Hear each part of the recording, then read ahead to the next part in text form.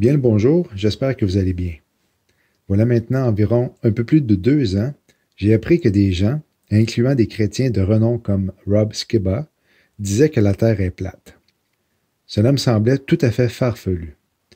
Leur théorie étant appuyée sur des versets, faisait en sorte que je me demandais si cela pouvait être vrai.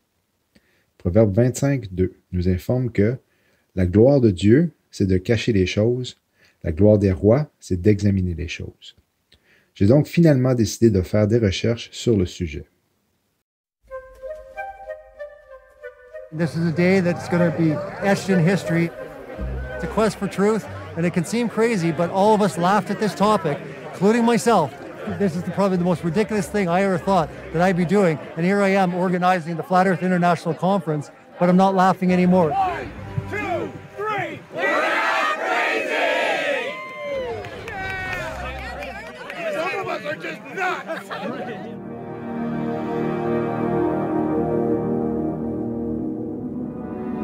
There's a lot of people that have different ideas on what the flat earth is. But one thing we all agree on is that we don't live on a spinning ball flying through infinite space. Do you feel yourself spinning, wobbling, gyrating?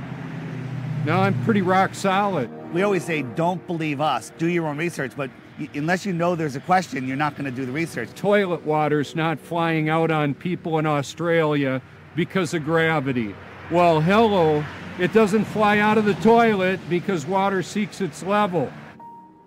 The flat Earth would be a circular flat area surrounded by a field that is known as Antarctica. This white rim around the outside, a lot of people refer to it as the ice wall. And then the dome is over the top. Now, how high it is also in question. I believe it's some kind of a star field firmament about 6,000 miles above us, and it appears to be a cymatic light field electromagnetic energy, not gravity at all. Gravity is a deception. The sun and the moon are these transcendental cymatic luminaries. I don't need you to believe me, I'm just here to plant the seed that the grand global conspiracy is that the Earth's flat. The best part of being at a conference like this is I can talk to somebody that will listen to you. My mother, if I try to talk to her about any of these things, she doesn't believe me. I just can't take that rejection. So coming here, you're going to talk to people who have done the same journey and they've come to the same conclusions and they don't want to live a lie. Done about a dozen experiments. I was actually looking to debunk flat Earth. I'm not like a diehard flat earther. I want to be a flat earther. I want to believe the government. I want to believe what we've been told our whole life. There's nothing worse than being like, oh, the people that we pay taxes to are lying to us with our money. They're lying? I ain't buying. So who's they? Well, basically, Satan. I don't necessarily want to get into like naming. It's like, is it the Illuminati or the Bilderbergs? The Jesuits, the Freemasons. Or the Trilateral Commission, or the Vatican. The Zionists, NASA, of course. These are amazing. Are you selling? Yes. As far as I know, I'm the first guy in the whole world to make a working physical model of the flat Earth. All these are for sale except this one, and that one got sold already. This one I had on the website for $575. So I named this one Hidden Lands Beyond because some of us think that there's other lands that they're hiding from us. And that could be very well that they've discovered these other lands and they just don't want us to know about it. I mean, we might want to go there, repopulate it. This is the beginning. This will be put in the history books. Today, mark that date. Because whether it's the next generation or the generation afterwards, they will remember this date. People are taking notice, something's going on. This has got to a point now where it's becoming real.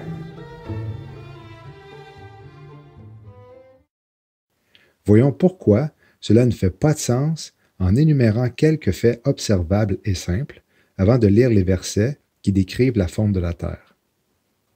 Si la Lune et le Soleil gravitaient en permanence autour d'une Terre plate, leur taille apparente varierait énormément et une personne verrait une phase différente d'une autre qui serait à l'autre bout de la Terre. Le Soleil se lève chaque matin et se couche chaque soir. Nous pouvons observer le disque solaire qui s'élève à l'horizon ou sombre par-dessous graduellement. Et ce, peu importe l'endroit où vous vous trouvez. lors du lever ou du coucher du soleil. Il ne rétrécit pas de manière apparente, ce qui devrait pourtant être le cas s'il s'éloignait petit à petit. Par ailleurs, vous aurez beau utiliser un super méga télescope de la puissance du télescope spatial Hubble, vous ne pourrez jamais voir le soleil la nuit, car on ne peut pas voir à travers la Terre. Si vous demeurez comme moi dans l'hémisphère nord et que la pollution lumineuse où vous vous trouvez n'est pas trop forte, vous pouvez admirer l'étoile polaire par une nuit claire. Ceux qui habitent l'hémisphère sud peuvent contempler la croix du Sud dans les mêmes conditions. C'est ainsi que cette constellation apparaît sur les drapeaux du Brésil, de l'Australie et de la Nouvelle-Zélande. Dans le cas où la Terre serait effectivement plate, tout le monde pourrait observer les mêmes constellations depuis n'importe quel point sur la surface terrestre. Si l'on prend des photos du ciel nocturne en laps de temps dans l'hémisphère sud, on s'aperçoit que les étoiles tournent dans le sens des aiguilles d'une montre autour de la croix du Sud, ou plutôt du pôle sud céleste. Or, dans l'hémisphère nord, les étoiles tournent dans le sens contraire des aiguilles d'une montre autour du pôle nord céleste. Pour prouver aux adeptes de la théorie de la Terre plate que la théorie est difficilement défendable, le meilleur moyen reste de présenter des photos de la Terre depuis l'espace. Or, pour eux, même face à ces preuves, ils sont sceptiques. Ils croient que les clichés sont trafiqués. Toute connaissance s'obtient en construisant une théorie qui devrait être testée pour voir si elle est vraie ou fausse. Ce n'est pas parce que nous avons l'impression que la planète est plate qu'elle l'est. Tout le monde a droit à son point de vue, et voici ceux qui utilisent des versets pour prétendre que la Terre est plate. Psaume 104, 5. Il a posé la terre sur ses bases, elle est inébranlable à jamais. Le mot base en hébreu est makom et veut dire lieu fixé ou établi. Toi que j'ai pris des bouts de la terre et que j'ai appelé de ses extrémités. Le mot extrémité est katsa, et oui, il signifie extrémité, mais il peut aussi dire le tout. Acte 13, 47. Car le Seigneur nous a ainsi commandé. Je t'ai établi comme la lumière des gentils, pour être leur salut jusqu'aux extrémités de la terre. Le mot extrémité, ici, veut dire dernier, se référant au temps. Voyez maintenant comment une traduction diffère d'une autre en prenant le livre de Job, par exemple. Dans la traduction du Sommeur, on peut lire « Où étais-tu quand je posais les fondations de la terre? » Où étais-tu quand je fondais la terre? L'interprétation peut être différente. Le mot « fondation » ne veut pas nécessairement dire une fondation physique. On dit mettre les fondations à un projet. Il fait trembler la terre sur sa base et ses colonnes sont ébranlées. Les colonnes, dans ce verset, sont selon le même groupe, des colonnes qui soutiendraient la terre.